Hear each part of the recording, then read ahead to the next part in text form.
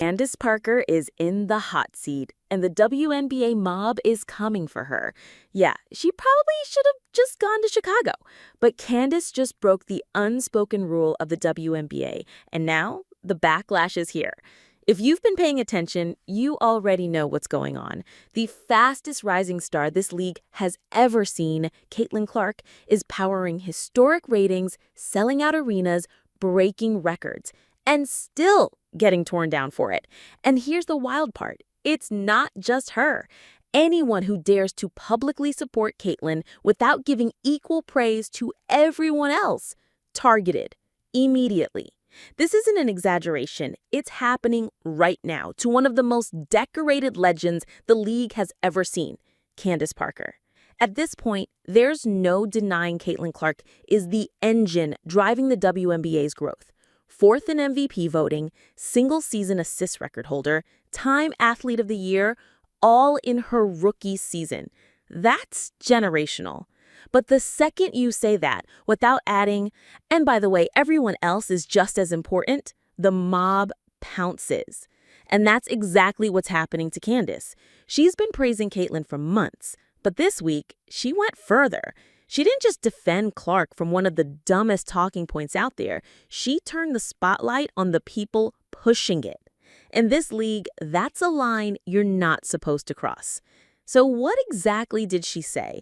And why is it hitting such a nerve with the old guard?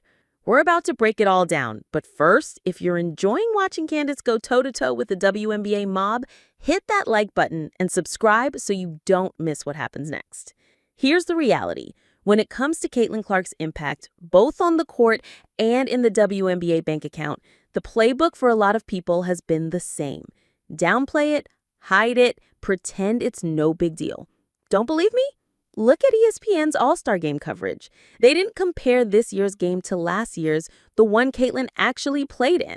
Nope, they skipped all the way back to 2023. Why? Because if they compared it to last year, they'd have to admit the truth. Ratings were down 36% without Caitlin Clark on the court. And that's not a good look for the she's not that important crowd. But this isn't new. This is the old guard mom's greatest hit. Even though Caitlin is literally making everyone in the W richer, they've set this strange rule. You can't just celebrate her success. You must also equally hype everyone else, or you're tearing the league down. And the double standard? It explodes when the conversation turns to Angel Reese. Now, don't get it twisted. Credit where it's due. Angel's built an incredible brand. Outside of Caitlin, you won't find a player with more name recognition right now. But here's the truth nobody's allowed to say. Angel Reese is not on Caitlin Clark's level in terms of talent or economic impact.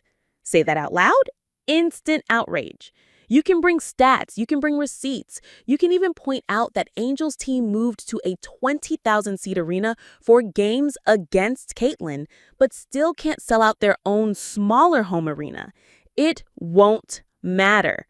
Because the second you compare Angel to Caitlin honestly, you're accused of committing some kind of basketball crime. Meanwhile, it's open season on Caitlin Clark. She's been targeted endlessly.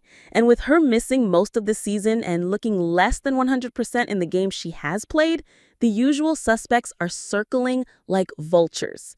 Case in point, after the Fever won the Commissioner's Cup without Caitlin, then followed it up by beating the Aces, ESPN analyst Carolyn Peck didn't just praise the team, she used it as ammo to downplay Caitlin's impact.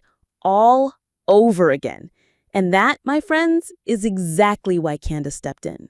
So the question is, do you think Candace was right to call out the WNBA mob, or is she breaking a rule that should never be broken? Drop your thoughts in the comments. And don't forget to subscribe for more stories the mainstream won't tell you.